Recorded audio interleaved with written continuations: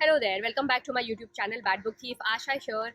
It's Friday and it's time for another video on my channel. So before I start with my review, I would like to request you to please subscribe to my channel. While you are at it, please also hit the bell icon so that you don't miss any of the videos from me. And if you've done that, let's proceed with the review of the day. Today's video is fairly special for me because we are going to talk about one of the books that I absolutely love, and it's one of the books that I had promised you guys I'm going to review. This book is Misery by Stephen King. Before we proceed with the review, I am going to quickly tell you why I picked this book up, what made me love this book so much. There were two reasons basically. One, that this is a very personal book for the author. Back in 1987, when he published one of his novels, which was not horror but children's fantasy, the book was Eyes of the Dragon, and when he published this book, he was condemned and he was asked to not write anything other than horror, so he felt the misery of his life.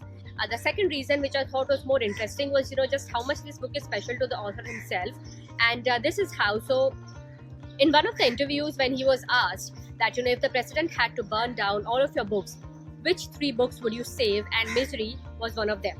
So I think both of these two facts put together, I really wanted to read this book, and let me tell you, it was such a fantastic experience, and I read it twice and I don't regret it. Misery by Stephen King is a psychological thriller, and it is based on Paul Sheldon, who is the best-selling author of the Misery Chastain series, and it also revolves around his fan, who calls herself his number one fan, Annie Wilkis. So that's literally the story of an author and his fan.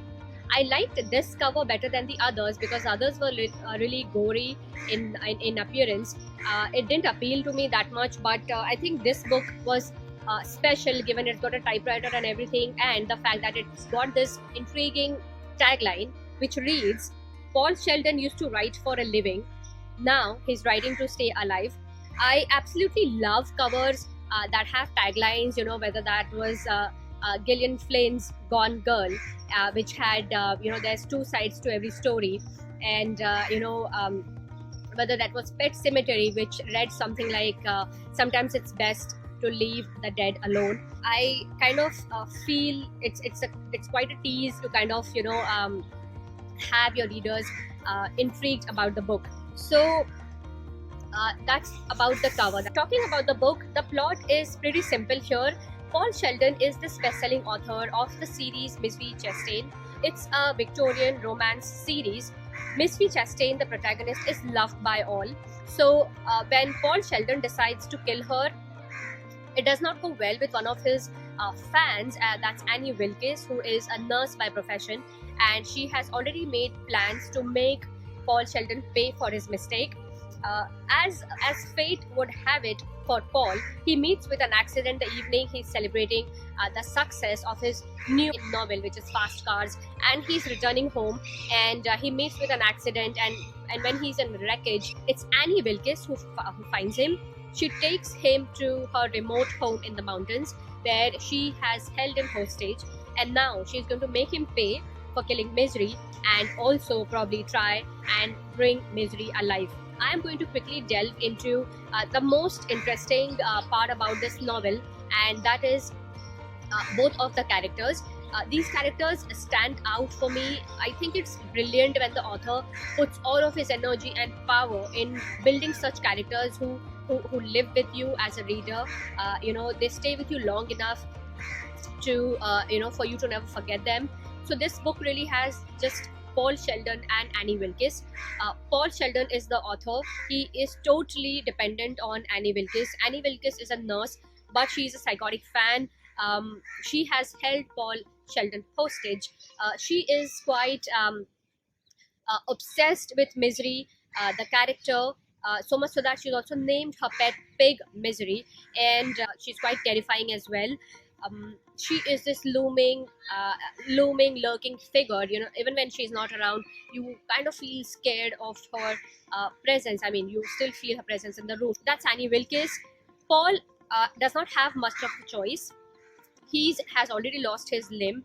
In one particular incident with Annie, when he tries to look for an escape, he loses his thumb as well. There is this absolutely moving, disturbing situation involving Paul's leg and Annie and her axe.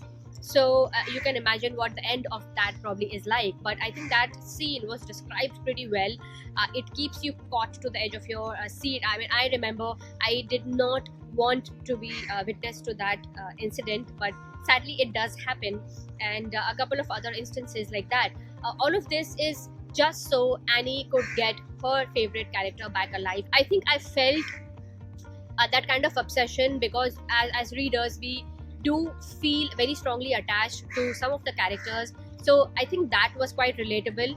The plot is fairly simple, it's engaging, intriguing.